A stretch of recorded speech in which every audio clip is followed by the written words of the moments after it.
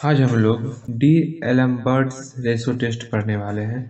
ये आपका बहुत बार एग्जाम में आया हुआ है।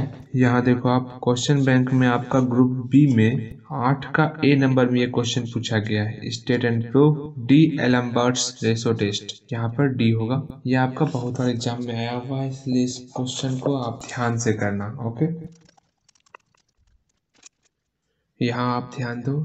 यहाँ पर ये डी एलम्बर्ट्स रेशो टेस्ट से हम लोग जैसे कोई हम सीरीज मान लेते हैं u1 plus u2 plus u3 से लेकर के un तक कोई सीरीज है, उसका कोई फाइनाइट वैल्यू निकलेगा कि नहीं निकलेगा, इसका पता हम लोग डी एलम्बर्ट्स रेशो टेस्ट से करेंगे। हम लोग अभी तक जो है किसी सीरीज का लास्ट टर्म को देख करके ये बताते थे कि वो कन्वर्जेंट है या फिर डाइवर्जेंट है।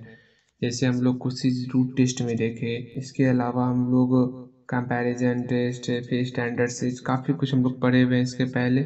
यहाँ पर जो है कोई सीरीज दिया हुआ है और आपको बताना है कि इसका वैल्यू फाइनाइट निकल रहा है कि नहीं निकल रहा है। अगर फाइनाइट निकलेगा तो वो मेरा क्या होगा, कन्वर्जेंट होगा। That's clear. अब हमको लास्ट टर्म को देख के बताना है।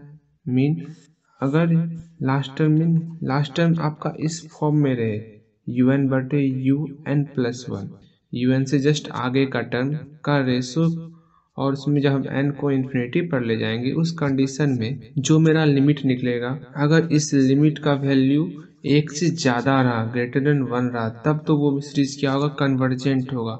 उस सीरीज का कोई ना कोई फाइनाइट वैल्यू निकलेगा। इस क्वेश्चन को सॉल्व करने से पहले आप इसका मीनिंग समझो, ये है क्या।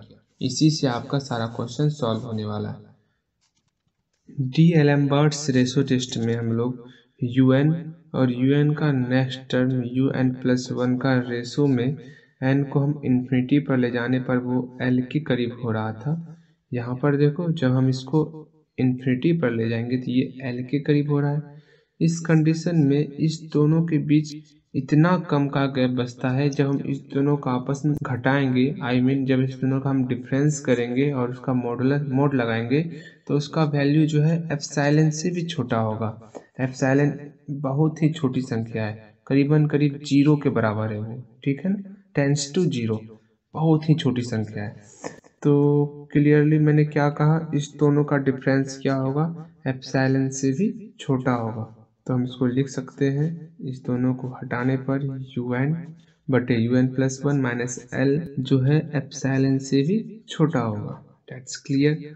जैसे ही हम लोग मोड हटाएंगे तो हम लोग जानते हैं क्या होता है, वो जो है एप्सिलॉन से छोटा और माइनस एप्सिलॉन से बड़ा होता है। हमको अभी सिर्फ un बटे un प्लस 1 से काम है, इसलिए माइनस l को जो है हटा देते हैं। हटाने के लिए हमको प्लस l करना पड़ेगा, सब में हम प्लस l कर लेते हैं। तो यहाँ पर प्लस l माइनस एप्सिलॉन हो गया। इसमें जब l जोड़ेंगे तो l कैंसिल हो जाएगा, तो बचेगा क्या, un बटे un प्लस 1। यहाँ पर भी l जोड़ेंगे तो l प्लस एप्सिलॉन। अब यहाँ ध्यान देना है, क्योंकि मेरा पहला कंडीशन क्या है, जब l का वैल्यू 1 से बड़ा हो, l का वैल्यू क्या हो, 1 से बड़ा हो पहले कंडीशन में। इसको समझने के लिए आप एक बात ध्यान में रखना हमेशा, कन्वर्जेंसी और डाइवर्जेंसी एक के करीब ज़्यादा इफेक्ट करेगी।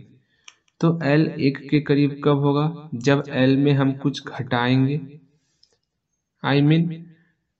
L में कुछ घटाना मतलब L में अगर हम एप्सिलॉन घटाएंगे तभी ना वो एक के करीब होगा। तो इस L ग्रेटर देन 1 जिसका इमेज यहाँ बना हुआ है, उस कंडीशन के लिए मेरा कौन सा केस सेटिस्फाई होगा, ये वाला, जब हम L में कुछ घटा रहे हैं, मेरा मतलब है वो एक के करीब हो रहा है। यहाँ देखो वो क्या हो रहा है, L में घटाने के बाद एक के करीब हो रहा है, इसका मतलब हम इस केस को लेंगे इसमें। हाँ, वो अलग बात है, जब हम L less than 1 second case बनाएंगे उस कंडीशन के लिए ये आपका कंडीशन सेटिस्फाई होगा। पहले हम L ग्रेटर देन 1 के लिए कर रहे हैं, चलो हम लोग प्रूव करते हैं। अभी जो मैंने यहाँ पर जितनी बातें मैंने कही आपको, वो सब हम अभी यहाँ पर दिखा दिए हैं। अब हम क्या करेंगे, केस फर्स्ट में जब हम L का वैल्यू 1 से बड़ा था, L ग्रेटर देन 1, उस कंडीशन के लिए हम लोग जो है un को जो है कन्वर्जेंट दिखाएंगे, समेशन ऑफ un को। इसको हम लोग, चूंकि सब में सम किया हुआ है, इसको हम लोग समेशन ऑफ un भी कहते हैं। इस समेशन ऑफ UN को कन्वर्जेंट दिखाएंगे। चलो हम लोग फर्स्ट केस कंप्लीट करते हैं। अब हम केस फर्स्ट में L ग्रेटर देन 1 के लिए करेंगे और L ग्रेटर देन 1 के लिए हम लोग L माइनस एप्सिलॉन ये वाला कंडीशन करना है हम लोगों को। अच्छा, जब L 1 से बड़ा है तो L माइनस एप्सिलॉन L में करीबन करीब 0 घटाएंगे तो वो भी तो 1 से बड़ा होगा ना, तो L माइनस एप्सिलॉन क्या होगा, ग्रेटर देन 1। आगे सॉल्व करने में हमको परेशानी नहीं होगा, इसी कारण हम लोग L माइनस एप्सिलॉन को कुछ मान लेते हैं। हम इसको स्मॉल r मान लेते हैं। इक्वेशन फर्स्ट इसको हम लोग मान लेते हैं। इक्वेशन फर्स्ट में जो है हम लोग इस कंडीशन को लिख लेते हैं, क्या है, L minus epsilon less than UN बटे UN प्लस 1। अच्छा, इसको आगे कर लो तो ये जो है आपका ग्रेटर था तो ग्रेटर का सिंबल दे दिया इधर, L माइनस एप्सिलॉन इधर आ गया। For n greater than equal to m,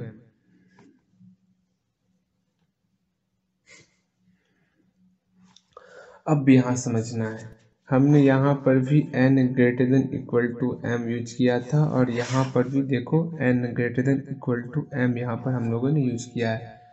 आखिर ये है क्या, मीनिंग इसका क्या है, हम लोग इसके बारे में चर्चा पिछले वीडियो में कर चुके हैं। एक बार फिर से मैं आपको बता रहा हूँ, अगर हम कोई दो सीरीज में कंपैरिजन कर रहे होते हैं उस कंडीशन में ये m एक ऐसा नंबर होता है जिसके बाद के वैल्यू के लिए ये कंडीशन सेटिस्फाई करेगा।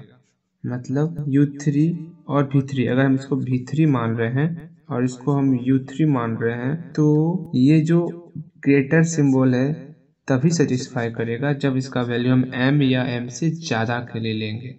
हाँ, इसके पहले कोई ज़रूरी नहीं है कि ये ग्रेटर देन ही आया होगा, ये आपका लेस देन भी हो सकता है अगर आप m से पहले लोगे तो। मतलब अगर U3 ग्रेटर देन V3 है तो ये तभी सेटिस्फाई करेगा जब हम वैल्यू जो है m या m से ज़्यादा के लिए लेंगे। अगर हम इसके कम के लिए लेंगे तो ये कोई ज़रूरी नहीं है कि ये वैल्यू मेरा सेटिस्फाई ही करेगा। बस इसका यही सिंपल समझ में आ गया होगा आपको। तो इससे हम लोग ये समझे कि n का वैल्यू हमेशा हमको m या m से ज़्यादा लेना है, उससे कम नहीं। तो इसका मतलब n की जगह पर हम m पुट करेंगे या m प्लस 1 m प्लस 2 यही पुट करना है हमको। अच्छा, जब हम n की जगह पे m पुट कर रहे हैं, m प्लस 1 पुट कर रहे हैं, m प्लस 2 पुट कर रहे हैं, तो लास्ट टर्म क्या हो सकता है, क्या मानना है लास्ट टर्म बताओ। यहाँ m plus 0 m plus 1 m plus 2 dot dot dot dot बढ़ते हुए कहाँ तक जाएगा, लास्ट टर्म लिखना है आपको।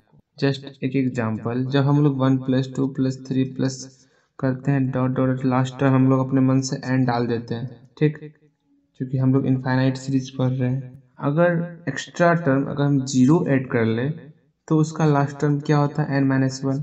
क्यों n माइनस 1 होगा, क्योंकि एक्स्ट्रा टर्म यहाँ पर 0 ऐड हुआ है। सेम यही फंडा यहाँ पर लग रहा है, जब यहाँ 0 ऐड हो गया है तो लास्ट टर्म क्या होगा, n माइनस 1। चूँकि हम लोग यहाँ पे n यूज किए हुए हैं तो यहाँ पर हम उसको एक अलग टर्म p मान लेते हैं, p माइनस 1। तो इसका लास्ट टर्म क्या हो गया, p माइनस 1। तो n का वैल्यू हमको कहाँ तक पुट करना है उसको अच्छे से समझो आप। Putting n equal to m put करना है, मतलब m प्लस 0 हुआ, m plus 1 m plus 2 m plus 3 dot dot कहाँ तक, p माइनस 1 तक। अब यहाँ पर आप n का वैल्यू बारी बारी से m प्लस 1 पुट करो। अच्छा, हम पुट करते हैं, पहले m पुट करते हैं। जो हम m, इस चीज़ को हम लोग उस पेज में लिखते हैं, ठीक है। बारी बारी से n के जगह पर हम लोग m पुट किए, फिर m प्लस 1, फिर m प्लस 2, फिर लास्ट टर्म क्या होगा, p माइनस 1 पुट करेंगे तो m के जगह पर p माइनस 1 u। अब इसको हम लोग मल्टीप्लाई करेंगे। चलो इसको आप मल्टीप्लाई में लिख लो। अच्छा, आप यहाँ बताओ हमको, इसका तो मल्टीप्लाई हो गया u p माइनस 1 बटे u p तक, बट ये जो मल्टीप्लाई हो रहा है l minus epsilon multiply l minus epsilon, ये कितना टर्म तक मल्टीप्लाई होगा इसको समझना। यहाँ ध्यान दो, यहाँ से टोटल टर्म कितना है मेरा, p माइनस 1 टर्म टोटल है, क्योंकि इसका लास्ट टर्म p माइनस 1 हम लोग माने हुए हैं। तो हम कहाँ m टर्म से लिए हुए हैं ना, m टर्म से p माइनस 1 टर्म तक, तो यहाँ से टोटल टर्म की संख्या कितनी हो गई, इसको निकालने के लिए हम लोग क्या करेंगे, टोटल टर्म में यहाँ तक के टर्म को घटा देंगे। यहाँ तक का टर्म कितना है, U M minus one term, मतलब एम माइनस वन टर्म है, एम माइनस वन टर्म मतलब पी माइनस वन। टोटल में इसको घटाना है तो पी माइनस वन में जब आप घटाओगे एम माइनस वन तो क्या निकलेगा आपका, मतलब आपका निकल गया पी माइनस एम। तो एम से पी माइनस वन तक का टर्म निकल गया पी माइनस एम। तो यहाँ तक टोटल टर्म है पी माइनस एम टर्म। तो लिख दो up to P minus M factor. यहाँ तो ये cancel cancel cancel cancel cancel cancel, ये कैंसिल हो जाएगा इधर से। तो बचेगा क्या मेरा, यू एम बटे U P plus one greater than. जिस प्रकार हम लोग 2 का गुना 5 बार करेंगे तो इसको हम शॉर्ट फॉर्म में लिख सकते हैं 2 पर पावर 5, मतलब जितना टर्म रहेगा उसको हम पावर के रूप में लिख सकते हैं। यहाँ पर टर्म कितना है p माइनस एम, तो ये मेरा पावर में चले जाएगा तो l माइनस एप्सिलॉन पर पावर p माइनस एम। हाँ, पहले हम लोग यहाँ पर l माइनस एप्सिलॉन को r माने हुए थे। हम वहाँ बोले थे आपको कि आसानी होगा तो हम इसको r मान ले, r पुट कर देते इसके बदले में। ओह, यहाँ पर तो यूपी था ना, ओह क्या कर रहे हो, यहाँ पर यूपी था तो यहाँ पर भी यूपी, यहाँ पर भी यूपी होगा। अब देखो यहाँ पर 2 टर्म है, एक p के रूप में है, एक m के रूप में है। m का तो मान फिक्स है कि m से ज़्यादा के लिए जो भी अंतर होगा। हाँ, p का मान फिक्स नहीं है, p तो मेरा इन्फिनिटी पर है, वहाँ तो कोई और भी वैल्यू हो सकता है, लेकिन m मेरा कांस्टेंट है। इसका मतलब जो इसका वैल्यू डिपेंड करेगा वो करेगा p के मान पर। तो हम p का वैल्यू को अलग करते हैं। पहले इसको आप क्या करो, यूपी को उधर भेज दो। हमको m वाला टर्म को क्या करना है, एक साइड करना है, तो इस टर्म को जो है m की तरफ भेज देते हैं। तो um पहले से था, इधर क्या आ गया r पर पावर p माइनस एम, क्योंकि इधर गुना था इधर आएगा डिवाइड है, डिवाइड होगा, और डिवाइड को जब हम ऊपर करेंगे तो वो क्या होगा माइनस के रूप में। यहाँ देखो जब इसको आप ऊपर ले जाओगे इसका चिन्ह क्या होगा, यहाँ पे माइनस लग जाएगा ऊपर जाने के बाद। वही बात हमने यहाँ पर लिखा है। एक काम करते हैं, यूपी को इस साइड ले लेते हैं, ठीक है ना। U p less than u m into are पर power minus p minus m, u m into are पर power minus p plus m. Minus से मल्टीप्लाई कर दिए, यहाँ पर प्लस है तो ये मल्टीप्लाई में टूट जाएगा, आर पर power minus P into are पर पावर एम। ये एम का जो टर्म है इसको एक साथ रख लेते हैं, u p less than r पर power minus P into u m into are पर पावर एम। ये तो मेरा कांस्टेंट टर्म है, इसको हम कुछ अदर टर्म या के मान लेते हैं, ठीक है ना। यूपी लेस देन, और हम लोग जानते हैं आर पर पावर कुछ भी रहता है जिसको हम लिख सकते हैं 1/r आर पर पावर पी, ऐसे 2 पर पावर माइनस 2 को लिखते हैं 1/2 स्क्वायर। सेम वही फंडा यहाँ पे लगा है, आर पर पावर पी और उसको हम अदर टर्म के मान लिए थे, यहाँ पुट इक्वल टू के। हाँ, चूंकि ये कंडीशन बना रहे थे हम किसके लिए, जब हम p का वैल्यू ग्रेटर देन 1 के लिए, जब p का मान 1 से ग्रेटर था उस कंडीशन में बताना था हमको ये सीरीज जो है कन्वर्जेंट है या फिर डाइवर्जेंट है। हम लोग स्टैंडर्ड सीरीज में पढ़े हुए हैं कि कोई भी वैल्यू अगर 1/r पर पावर p के रूप में है, जब p का मान ग्रेटर देन 1 रहेगा उस कंडीशन के लिए कन्वर्जेंट था, जब p लेस देन 1 रहेगा तो डाइवर्जेंट। तो यहाँ पर तो ग्रेटर देन 1 है ना, p का वैल्यू क्या है 1 से बड़ा है, तो यहाँ पर क्या होगा, ये मेरा सीरीज क्या होगा कन्वर्जेंट है। वैसे भी हम लोग जानते हैं कि ज्योमेट्रिक सीरीज जो है कन्वर्जेंट होती है। कब कन्वर्जेंट होती है, जब उसका क्रिटिकल रेशो जो है 1 से कम हो। इस जियोमेट्रिक सीरीज का फंडा आप ऐसे समझो, हम कोई 2 एग्जांपल ले रहे हैं। जैसे इस एग्जांपल का जो है क्रिटिकल रेशो, जब आप इसका रेशो निकालोगे तो 1/2 निकलेगा, और इसका क्रिटिकल रेशो जब निकालोगे तो इसका क्या निकलेगा 2 निकलेगा। बात यहाँ ये है 1/2 मतलब 0.5, 1/2 स्क्वायर 0.5 से भी छोटा होगा। जैसे जैसे हम इसमें आगे बढ़ रहे हैं वैसे वैसे जो है इसका वैल्यू और छोटा होते जा रहा है, और जब मेरा nth टर्म होगा वहाँ पर ये टेंस टू 0 हो जाएगा, जिससे जो है इसका कोई ना कोई फाइनाइट वैल्यू निकलेगा। बट फाइनाइट वैल्यू कब निकला, जब इस क्रिटिकल रेशो का मान क्या था, लेस देन मेरा 1 था। तो एक चीज हम देखिए कि लेस देन 1 के लिए कन्वर्जेंट होती है। कोई भी ज्योमेट्रिक सीरीज कन्वर्जेंट तब होगी जब critical ratio less than 1। That's clear. हाँ, और आगे जब क्रिटिकल रेशो जो है ग्रेटर देन 1 है, तब क्यों डाइवर्जेंट हुआ, क्योंकि देखो यहाँ पर इस एग्जांपल में हर एक टर्म के बाद जो है मान वैल्यू आपका बढ़ते जाएगा। 2, 4, 8 बढ़ते जा इन्फिनिटी पर क्या मान हो सकता है, कोई आइडिया नहीं है मेरे पास। इसका मतलब ये इन्फिनिटी पर पहुंचने पर जब इसका सम निकल, आपको पता ही नहीं इसका इन्फिनिटी पर क्या होगा, तो इसका वैल्यू फाइनाइट वैल्यू आप नहीं निकाल पाओगे। इसलिए ये सीरीज जो है मेरा डाइवर्जेंट होगी। ज्योमेट्रिक सीरीज कन्वर्जेंट होती है। कब कन्वर्जेंट होती है, जब इसका क्रिटिकल रेशो 1 से कम हो। ये हम लोग पढ़े हुए हैं। ये 1/r जो है 1 से कम है, क्योंकि p का वैल्यू 1 से ज़्यादा ले रहे हैं। जैसे जैसे हम p का वैल्यू 1 से ज़्यादा 3, 4 लेंगे तो इसका वैल्यू क्या आएगा, पूरे का वैल्यू कम होते जाएगा। जब क्रिटिकल रेशो 1 से कम हो, उस कंडीशन में जो है इसका वैल्यू जो है कन्वर्जेंट होती है। समेशन ऑफ 1/r पर पावर p इज कन्वर्जेंट। और हम लोग पढ़े हुए हैं, अगर यहाँ से यहाँ तक कन्वर्जेंट है, इसका अगर फाइनाइट वैल्यू निकल रहा है ऐड करने के बाद, तो इससे कम क्या भी जो है कोई ना कोई फाइनाइट वैल्यू निकलेगा। वही सेम फंडा यहाँ पे लगा है। अगर इसका फाइनाइट वैल्यू निकला है तो इसके कम के लिए भी जो है वही रूल होगा, इसका वैल्यू जो है आपका फाइनाइट निकलेगा। तो from equation second, L greater than 1 के लिए जो है समेशन ऑफ UN कन्वर्जेंट है। सेम यही सारा काम जो है आपका केस सेकेंड में भी होगा। बस आपको करना क्या है, ये कंडीशन लेना है, यहाँ पर आपका L प्लस हो जाएगा और यहाँ पे ग्रेटर देन सिंबल हो जाएगा। बस इसी तरह आपको आगे बढ़ाना है, सिर्फ ग्रेटर देन और लेस देन में अंतर करना है, आपका वैल्यू जो आप प्रूव करना चाहते हो वो आपका प्रूव हो जाएगा। चलो मैं पहले बना लेता हूँ, फिर उसके बाद समझा दूंगा फटाफट से, ठीक है ना। हम L प्लस एप्सिलॉन के लिए बनाएंगे इसमें, जब L का वैल्यू लेस देन 1 हो। जब L का वैल्यू क्या हो, 1 से छोटा हो, तो हमको 1 के करीब जाने के लिए हम L में कुछ जोड़ेंगे, इसलिए हम लोग L प्लस एप्सिलॉन के लिए बनाएंगे। तो L plus epsilon less than 1, इसको हम लोग कुछ अदर टर्म मान लेते हैं, R मान लेते हैं, ठीक है। जो ये कंडीशन था उस कंडीशन को हम लोगों ने लिखा, इस कंडीशन को।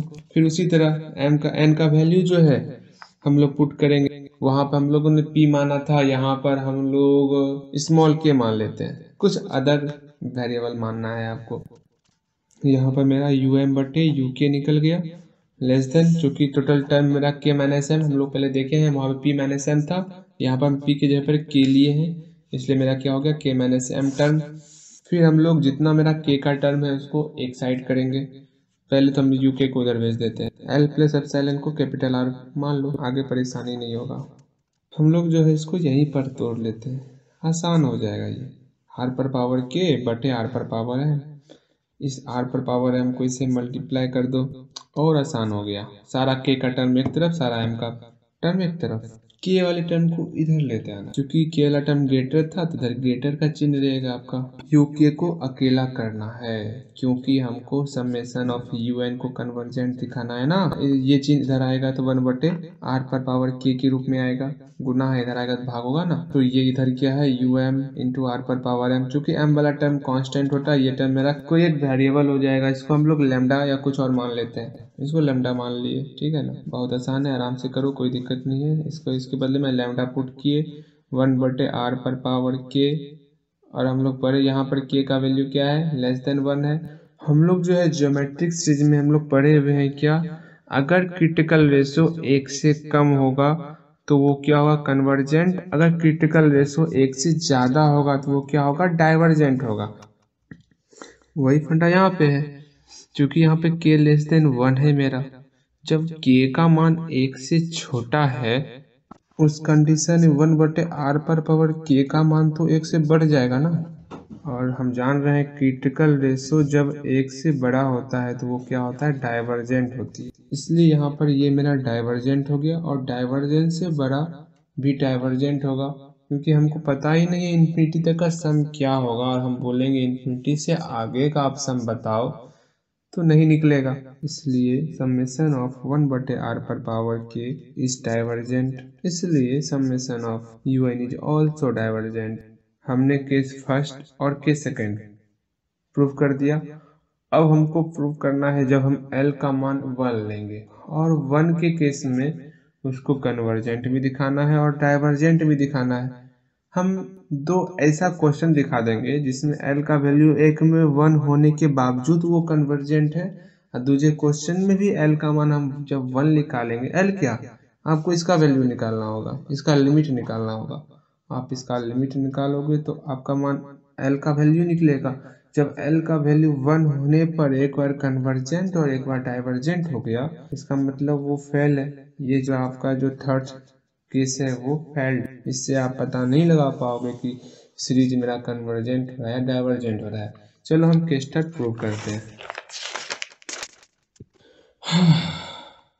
केस स्टार्ट में हम लोग दो क्वेश्चन ले रहे हैं, दोनों क्वेश्चन का हम लोग बारी बारी से लिमिट वैल्यू निकालेंगे।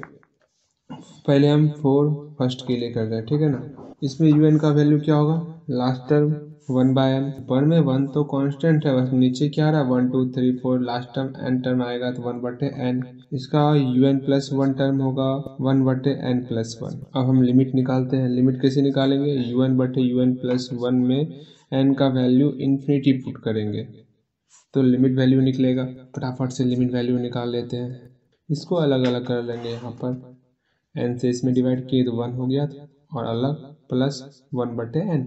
अब इसमें हम n का मान इन्फिनिटी पुट करेंगे। यहाँ जैसे ही हम इन्फिनिटी पुट करेंगे तो 1/∞ का वैल्यू 0 होता है। ये 0 हो गया आपका, बचा यहाँ पर 1 बचा सिर्फ। तो L का वैल्यू 1 होना, और यहाँ पर L का वैल्यू तो 1 आया। L का वैल्यू 1 के लिए डी-एलेम्बर्ट्स रेशो टेस्ट में कहा गया है कि वो कन्वर्जेंट भी हो सकता है डाइवर्जेंट भी हो सकता है। इस डी-एलेम्बर्ट रेशो टेस्ट से तो इसका वैल्यू फाइनाइट नहीं निकलेगा।